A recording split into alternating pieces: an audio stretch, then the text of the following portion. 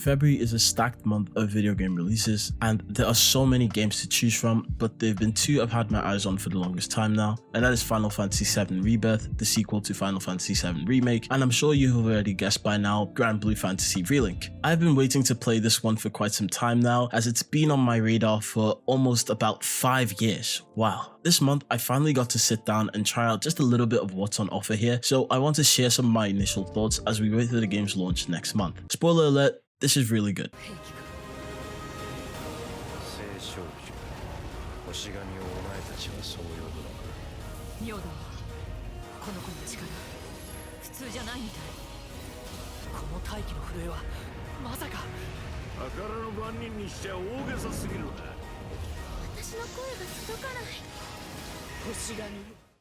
Granblue Fantasy Relink is a standard RPG and has a lot of what you would expect: a party system, leveling, boss fights, and much more. But when taking notes for this video, I had a thought in my mind for something I just couldn't shake, and that's Genshin Impact. And no, it's not because it's another anime-inspired game, but more so because of how the combat seems to work here, as it kind of strays away from the norms of many RPGs and feels more like what a hack and slash game would be like, in the same way Final Fantasy XVI did when that released.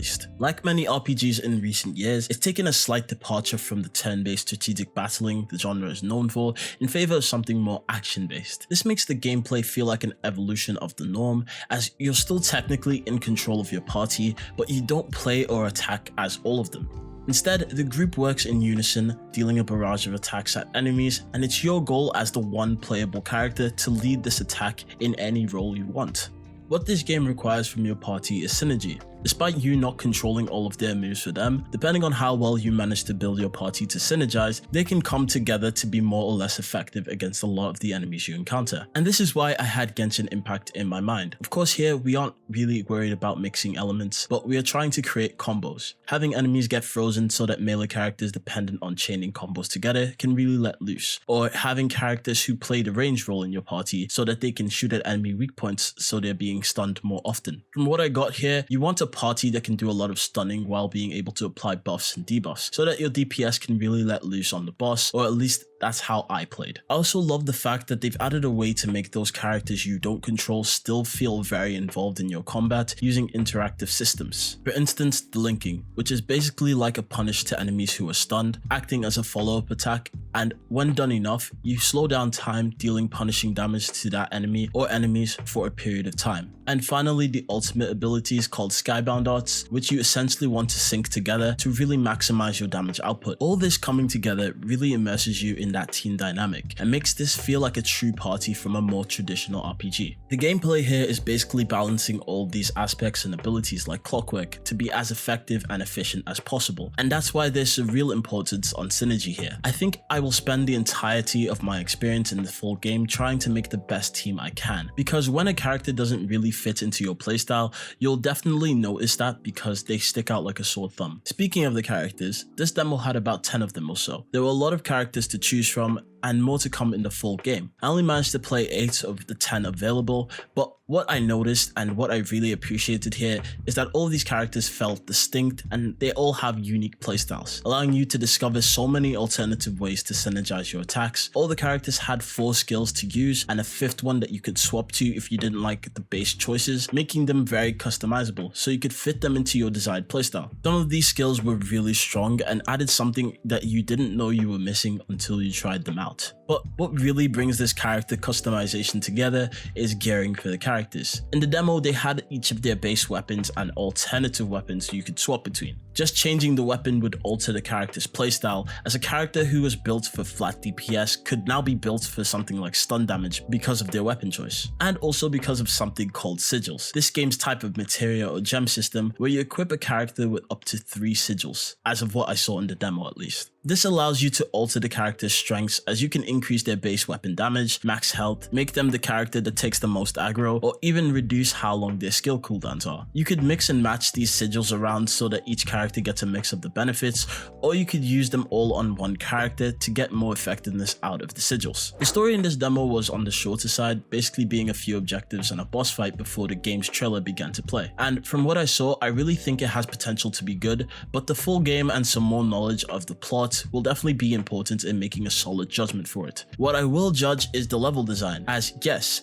the level design is very simplistic from what I saw so far, but the art more than makes up for it, as I was just constantly looking around and noticing more and more cool details. The anime art style this game goes for can be really beautiful when done right and with care, and this game seems to have really focused in on getting the colors and the atmosphere just right in each of these zones, and it really shows.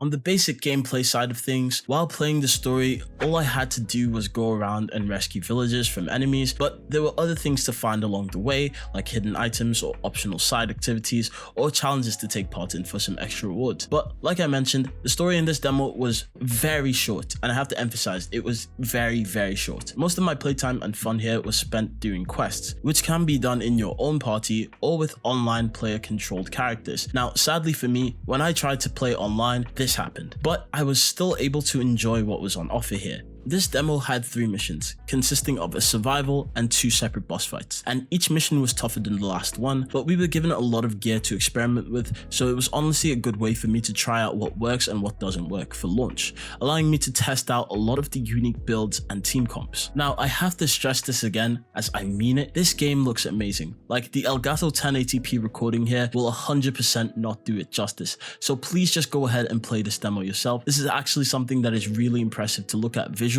and I mean, the art style is just so beautiful.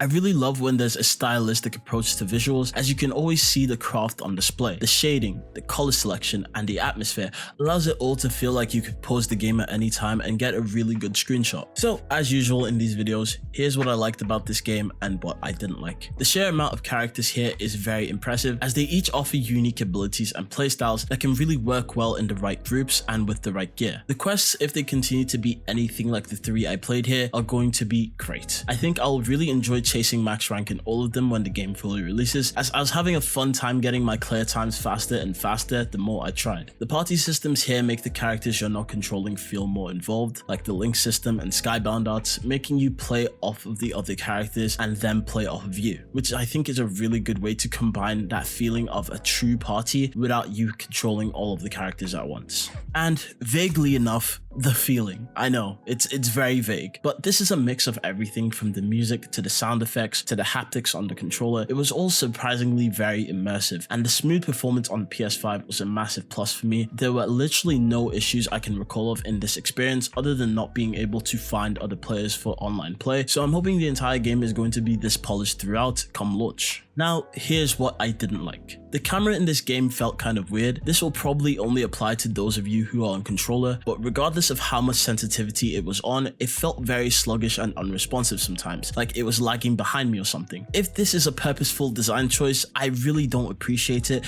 as it makes the camera feel very slow and off. The game, despite looking as fantastic as it does, can be a mess and can result in sensory overload if there are just too many enemies on screen due to all the flashing and different colors of lightning everywhere, which can be very distracting during some of the fights, and only gets worse the smaller the arena and the more enemies there are on screen. The combat, though fun, is very simple, but to be fair, I only played this demo, which is a very short portion of the game, and secondly, there are a lot of characters in this game, so I don't blame them too much if this is actually how it is throughout the entire game, as this game heavily relies on team composition as the main focal point of your combat, but seeing as you can't swap between the other characters, the combat can feel kind of repetitive when fighting for long periods of time, as you're just doing the exact same combos, or at least that's how I was playing. It all comes down to your playstyle at the end of the day, but I did get tired of just doing the same attacks over and over and over again. So what are my final thoughts on my first impressions for Granblue Fantasy Relink? This game is everything I was expecting and more.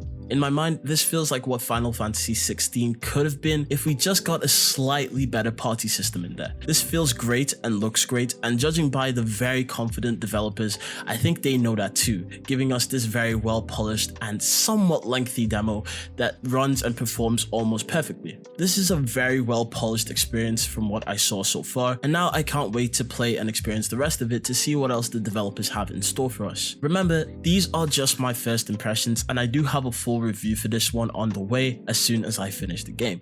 So if you are willing to stick around to see it, then I do recommend hitting the subscribe button down below, and you can try out this game for yourself as the demo is still available as I'm recording this. I'm not sure if it's gonna go away, but as I'm recording this, it's still available. So do check that out on PlayStation if you have one. And of course, if you have any different thoughts or opinions on the combat or the game as a whole, I'd love to know them down in the comment section down below. And see ya.